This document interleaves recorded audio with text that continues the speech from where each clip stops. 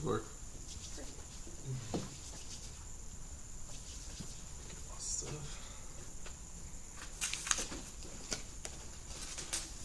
Yeah, I'll scoot down here though. It's gonna be face to face. Yeah, because I have that. Oh, okay. You're prepared. You got the water, the coffee. Oh yeah, I tested them every. The headphones. Those are not mine. Oh, this is not yours. All right. Well, it's good to meet you. Yeah, nice I'm to meet you attorney too. Andrew Sweat from Cutting Edge. Great. I'm Whitney Bradley. I'm a visiting employee. Nice. Did you have an agenda, a set agenda that you would like to go through? Specifically, the crux of your argument, to see if we can kind of nail that out first? No, I don't have any agenda. If you do, we can follow it. No, I don't. I just want to see if there's a way we can kind of get right to the point. You know? Okay. Yeah, that works. We can run through the facts quickly Sure. if you'd like. Would you like to start? Yeah, that's fine. Okay. So it's my understanding that your former employee, Chris Jones, was working for you for about 6 years or 16 years. 16, at yeah. Cutting Edge, and that he was fired 6 months ago after a few mishaps and also informing Cutting Edge employees and yourself or your client that she was gay. Are we gonna say that she was she? Yeah, we'll say she. Okay. I guess we are now. Yeah. But yeah, I guess that's mainly facts. So I guess I would Anything you like. wanna add? Yeah, I would like to add that although those are the accusations of the anti-gay discrimination, there was also facts that her performance started to be lacking. She looked sleep deprived, seemed to lose focus, drive, and she started to get critical reviews increased. And we even offered the company additional help. Was offered to try to help her out because we knew that she was just adopted a baby, and all of those failed to turn the situation around. Coupled with the fact that financially, Cutting Edge was experiencing financial difficulty and was trimming the staff and making layoffs. So I think that I would like to add those facts as well to the anti-gay potential discrimination. Okay, what kind of you noted that Cutting Edge offered some help with her once they found out about her adoption. Can you kind of go in on those? It wasn't, the facts stated that a year and a half had passed, and then she said that she was being shunned right after she came out and said that she had a partner and that they adopted it. And then it didn't really specifically say, but they said that they offered her help after she had critical reviews. And this, from my understanding, this was over a period of time. This wasn't just a sudden thing. Yeah, a year and a half ago, Chris let the company know that she was coming out. Right. Okay, and then that she was in the process of adopting a Right, child. so we don't know exactly when she was. Okay, but after the adoption, I guess is whenever her performance settled. Yeah, I guess there wasn't a fact that said on this Okay. date the adoption occurred. Yes. Her performance was lacking for whatever. Okay. Just wondering how you all set out to help her. That's my only question. So. Yeah, in that period we saw her performance was lacking. Yeah. She was coming in sleep deprived. She didn't seem to be focused in her drive of just working 9 to 5. Do you think this had any kind of anything to do with the fact that she was getting treated disrespectfully at the workplace? I think that would be speculation at this point. I mean, I think that obviously there were several factors that could go into place, but the fact was that she was a manager, did have a team below her, and seemed to be unable to properly lead them in the direction they wanted to go in. Yeah. Do you have any information regarding why they decided to lay off Chris besides that? Because she'd been working there for 16 years. So in the laying off process, how many people did they lay off? It wasn't specified how many. Specified. Okay, But I didn't know it was confidential. yeah, Chris was a member for 16 years and contributed greatly to the company. But I mean, there seems to be that there were steps taken. The performance was lacking. There was intervention, and then ultimately they decided to terminate Chris. for a variety of reasons. Yeah. Okay. Well, we can head on over to the claims, if that's okay with you. Sure. Yep. First, I'd like to start off, I do think, unfortunately, there is probably an age discrimination claim Okay. that my client would like to bring Sure. against you, since you all did decide to lay her off and then rehire Chris, which is 43 years old and of the opposite sex. Well, he was 34 years Oh, yeah, old. he was 34 years old, I'm sorry. And I think that that's that's only a 9-year window. I think if there would be more of an extreme age difference, I could understand your point. But 43 and 34, I mean, they're both seasoned employees, well into their career, and it's not like they're bringing a 21-year-old, 27-year-old that just graduated college. Well, unfortunately, the courts don't seem to they don't decipher what is substantially younger. Sure. In any of the court opinions that I've found. I don't know if you found any that were different, and that any kind of age discrimination that shows a younger person being hired. For instance, to show indirectly that there is age discrimination, you just have to show that the client was a member of the protected class. Sure. Yeah. And here, Chris Jones he was over the age of 40, Mm-hmm. which falls into Title VII's protection. That she was discharged, which most definitely occurred, and then For also, a variety of reasons, though. We can't well, just specify it was just that discharge period. There's no reason. Yeah, the 4 elements. I mean, obviously, there's Yeah. 4 elements of the civil rights case, but Yeah, and that she was qualified and also then replaced by another person that was substantially younger. But substantially younger is not defined. So. I think if anything, our cases where we'll differ the most would be on the sexual orientation case. I think that we would be willing to litigate that and take that to court, the age discrimination, because we think that is not as big an issue as a sexual orientation. I think that that's the crux of both of our arguments, is where we'll maybe differ the most and where we can negotiate the most. I think that. Okay. Well, we're gonna keep this on the table. Sure. Yeah. Okay. So, in my opinion, I'd like to go to the sexual orientation claim Okay. to nail that out, and then we can go back to the age and that's fine. Yeah. see if we can come to an agreement. Okay, that's fine. You want to start us off? Sure. I mean, the first, obviously, step of bringing this claim is the employee has to show that the employer intentionally discriminated against her for the sexual orientation. Are you going after sexual orientation, or are you saying gender or sex? We're saying gender and sex. We are following this at a state level as of now. Okay.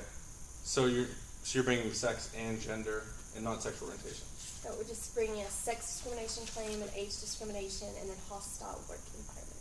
Okay. Based on sexual orientation, though, anti-gay discrimination. Yeah, based on sex.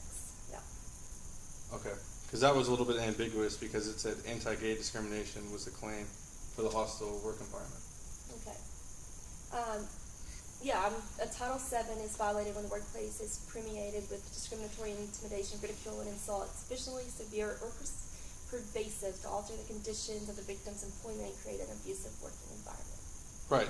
I get that. I'm just saying that I would like to see what your claim would be for the sex and gender, because if it's sexual orientation, if you're pointed towards just comments made to her, then I think that our negotiation would differ. Okay. No, I'm basing this, I understand that Ohio law does not recognize Right. discrimination based on sexual orientation. Right. So we're bringing the hostile work environment based on her sex. Okay. Because she was the only female working in her department. It was in her section of the department that was 15-person group, and that she was being treated based on her sex in an inappropriate manner. Okay. And then our presumption is that, and then we would defend by saying that is, we'd have a non-discriminatory reason for terminating her. But we're bringing that it was not the termination, it's the hostile work environment, that you created a hostile work environment. And we'll And rebut that's why that. her employment that's why her work went down, and so. Okay. Well, I think that again is speculative, and I'm saying that ultimately the hostile work environment she never took appropriate steps into notifying the supervisor. Although there was an email that went around, if this was going on for a prolonged period, there was no steps taken to inform her supervisor in order to give him an opportunity to ostracize. Well, he was also a part of the email that was Right. circulating. But there's millions, or there's thousands of emails that go out daily, and just because there's one email that says that, I would think that in order for her to do it, she would actually follow the employment guidelines and go to her supervisor and Were tell her there that's the employment situation. guidelines? I mean, I'm saying, I'm assuming, that's an assumption. Okay. But I'm just saying, and she never took any steps to Well, minimize the ostracizing. There's one affirmative defense that an employer can seek when a hostile work environment claim has been brought. And unfortunately, I do not feel that Cutting Edge can fulfill that affirmative defense. Are you aware of the affirmative defense? There's several affirmative defenses, but Okay. which one in specifically?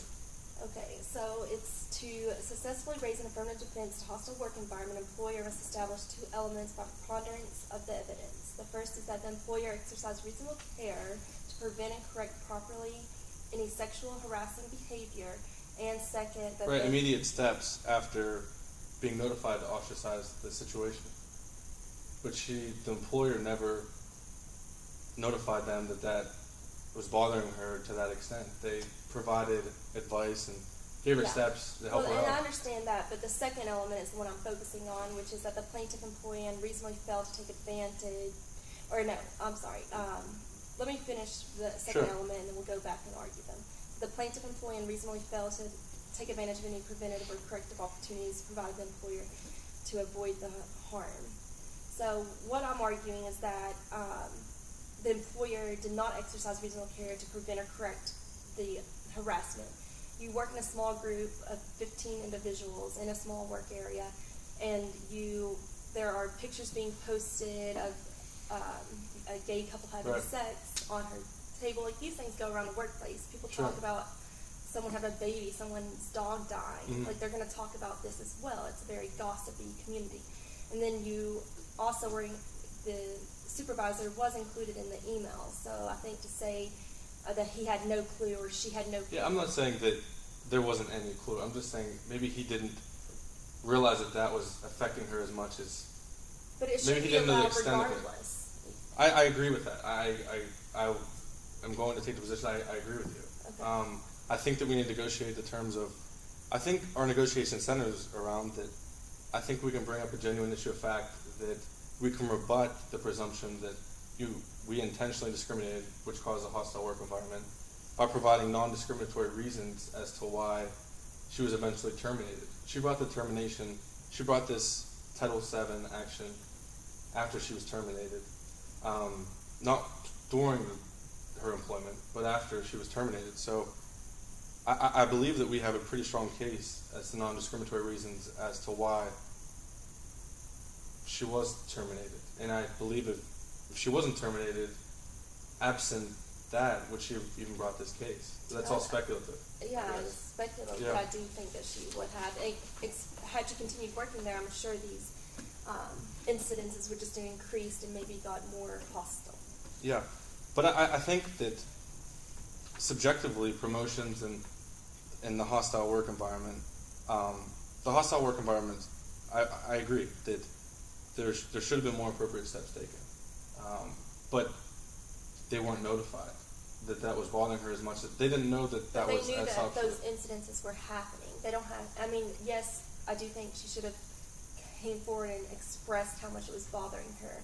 However, the supervisor was aware that these situations were occurring, and in his capacity as a supervisor, he should have taken remedial steps to ensure that everyone was getting treated appropriately that worked below him.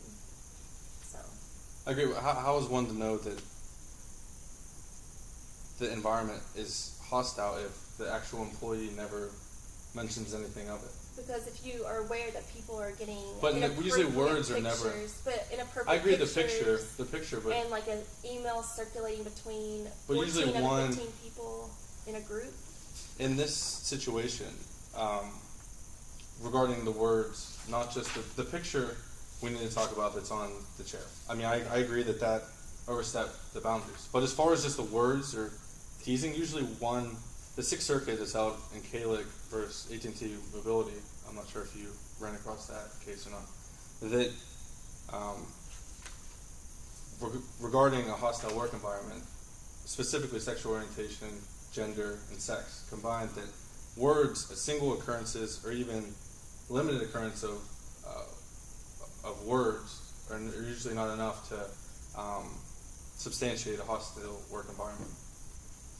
Okay. So I think that. But to be actionable under Title VII, conduct has to be, it has to be severe, persuasive enough to create both an objectively hostile or abusive work environment. So, and it's based on what a reasonable person would find to be Sure. hostile or abusive. But teasing and name calling, while inappropriate in a professional environment, are not. But it continues to say that in a subjectively hostile work environment is one of the victim perceived to be hostile. So they look at it both as like But this what a is the reasonable Sixth Circuit person would. interpreting the This 42 USC. And this is also a case from Franklin County. I mean, clearly there's going to be cases on both spectrums. I think if we don't at least come to away from, I mean, right now we're here, and Yeah, last of week course. we're willing to meet in the middle. Okay. I mean, obviously, the pictures on the chair, very inappropriate. The hostile work environment, although we'd be willing to take that to court, I mean, if we can't come to an agreement, I think that there is room for us to agree on at least a middle ground that you would view as fair and we would view as fair. And so I think instead of just beating around the bush on the test and elements, what is motivating your client? What are her interests as to what would she view as a fair and equitable conclusion to this? Well, her interests are to make sure that this kind of situation does not occur again at Cutting Edge. For instance, I know that a case was just settled recently with Cutting Edge, in which a person received $300,000 because they were getting treated improperly at Cutting Edge. Are you aware of that information? I am aware of that information, but I think that was a limited scope. I mean, to prove where I was going with this is to prove punitive damages. You were aware that there was a... I was not aware of this. I was not aware of that specific case, but I was aware that there was a situation that occurred. Okay. Yes, and it was one based on a similar case, so I was just double checking to make sure I wasn't I don't want to lie, so I was making But sure what I was trying to say is that with punitive damages, a single occurrence, even two occurrences, this has to be going on for an extended period of time. Well, it was an ongoing email. I'm saying Circulated there was 15 only people. So if you want to separate the instances, I'm saying with regard to Oh, the the one case.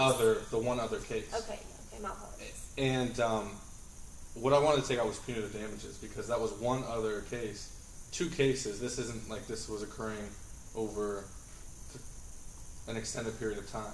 This hasn't been a problem at Cutting Edge over an extended period of time. Therefore, I think that punitive damages would be difficult to prove.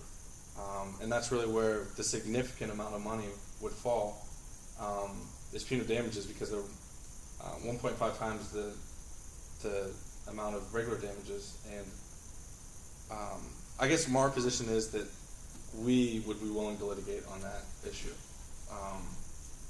So that's kind of non-negotiable. On the issue of not of wanting- punitive damages. Okay. Of adding punies to it. Okay. What are your interests in settling this? Our interests are providing a fair and equitable compensation. Obviously, there were certain scenarios and specific situations where we believe went against our policies and ethics at Cutting Edge.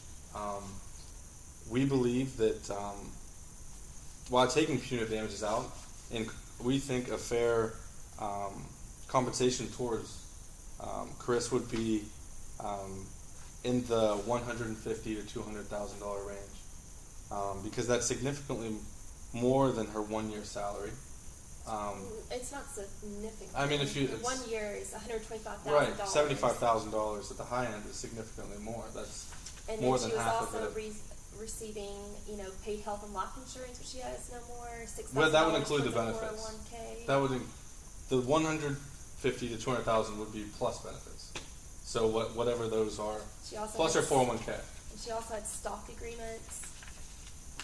The stock agreements we can negotiate moving forward, but I want to nail down the salary of where ballpark wise where you guys are thinking, Okay. because that is kind of where we believe a fair and equitable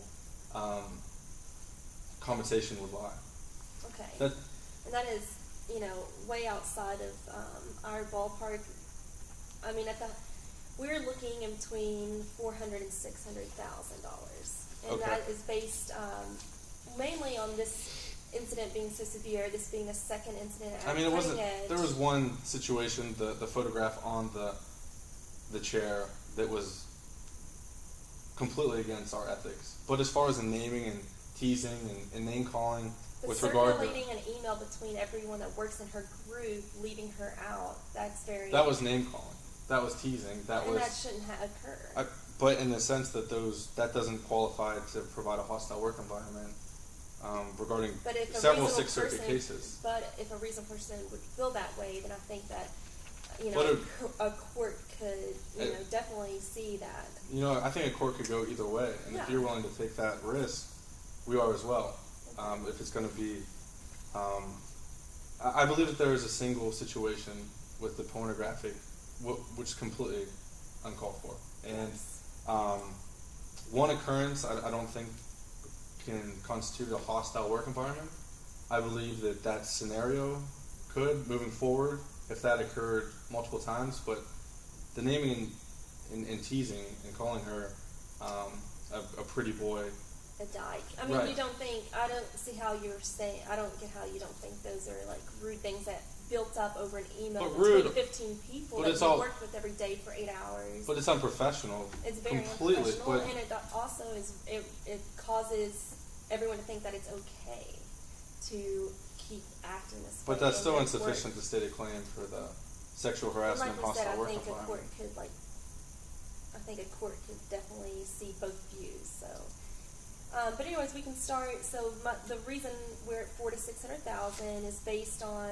You what obviously she- include punitives in that. I guess I didn't break it down for what punitives would be and everything else. I don't know. So well, could you break down your compensatory claim, the $400,000 $600,000, how you arrived at that? Yes. So originally, she files her claim with the commission, and they found probable cause. They moved forward with it Right. Based on sexual orientation, discrimination on the basis of sexual orientation, gender, age, which was seeking $75,000 in damages. I think you have this information for Mhm. 6 months back pay, including benefits, $150K for a year's front pay, $350,000 for emotional distress, and then attorney's fees and cost. So that, if you add those together, you would actually get 610 Okay. as the number.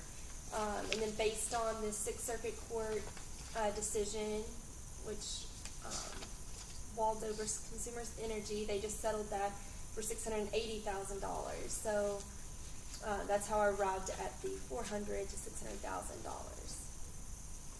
Okay.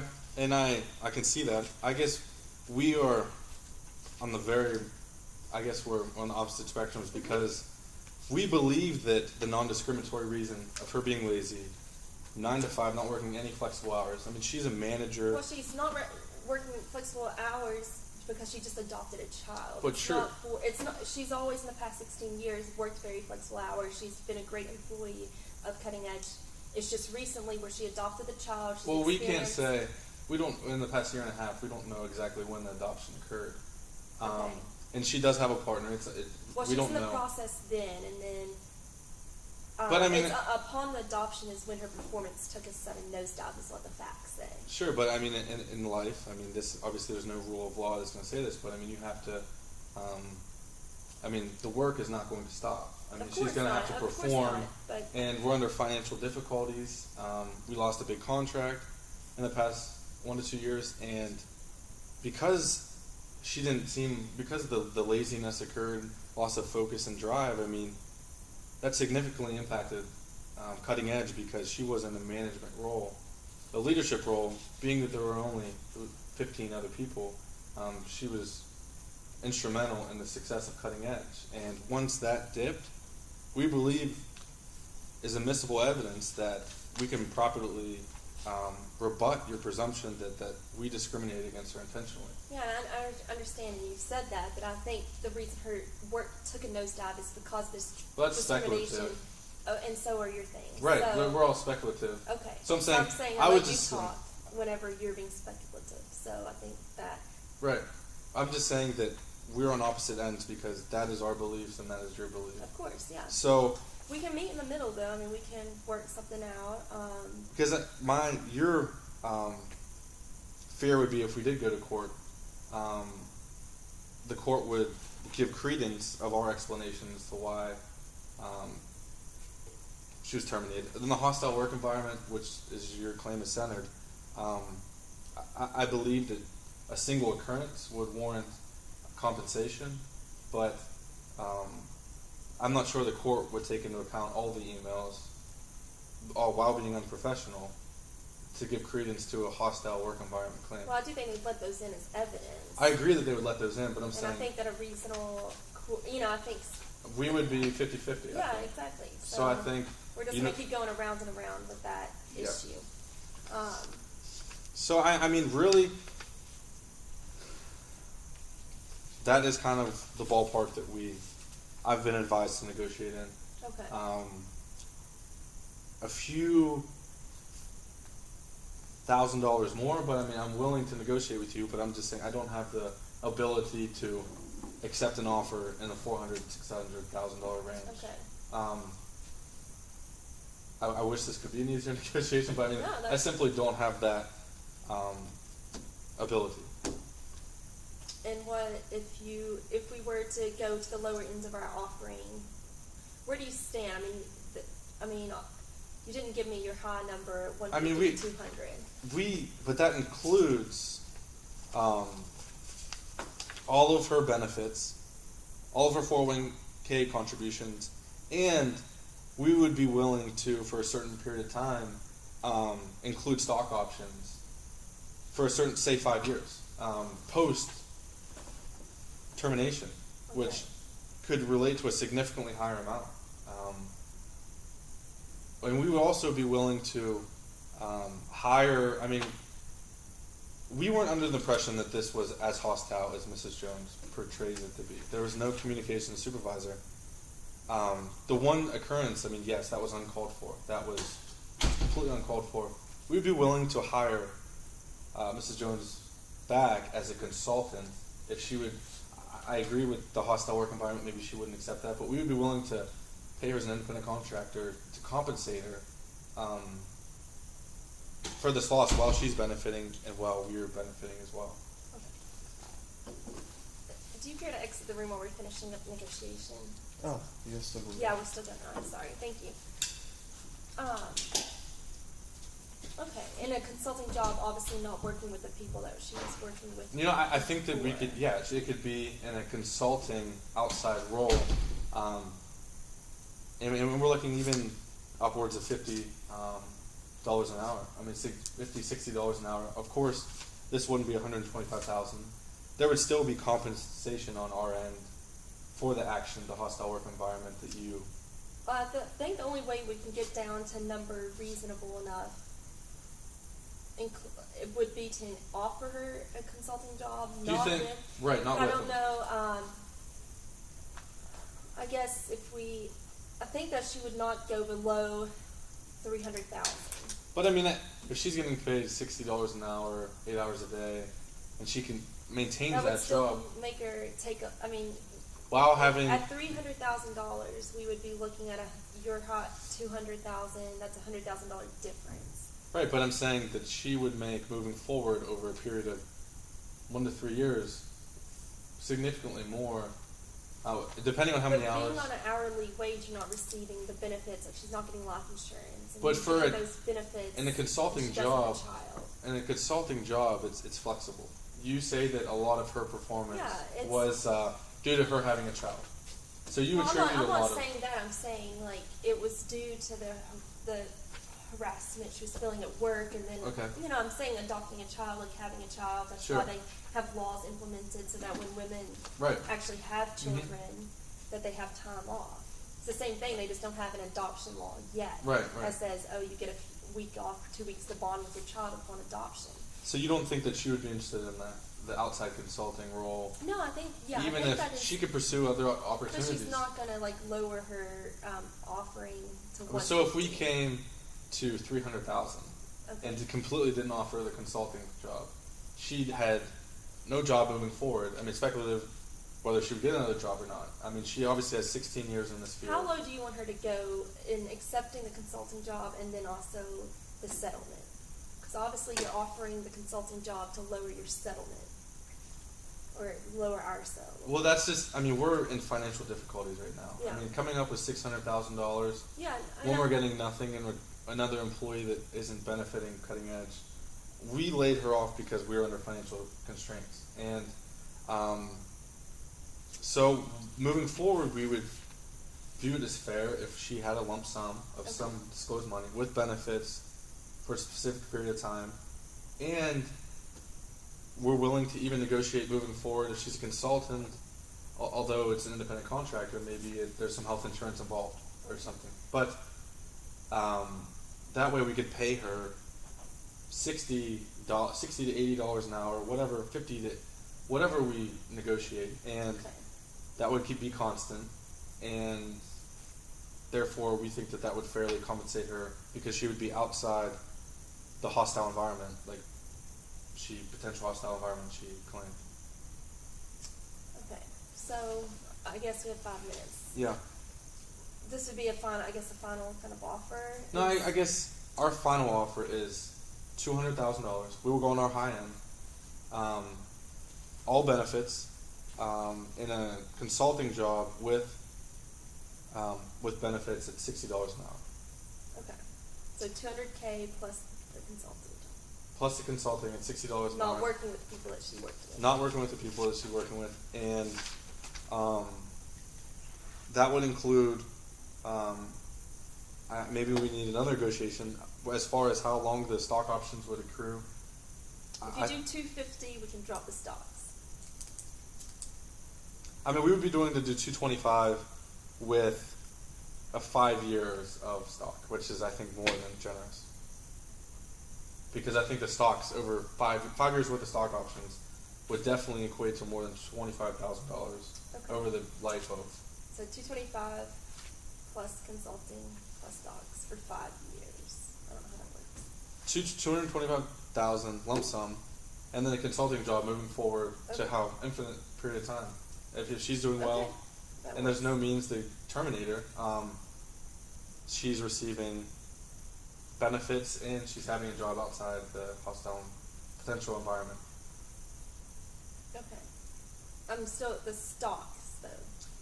We can negotiate that. We said 5 years Okay, that works. because she would not be a full-time employee. We're still under financial strains, and that's what I'm authorized to. That's a good settlement. Oh, accept Okay, it. All right. yes. Thanks. Moving forward. Yep. Are you over there recording us on your phone? Okay.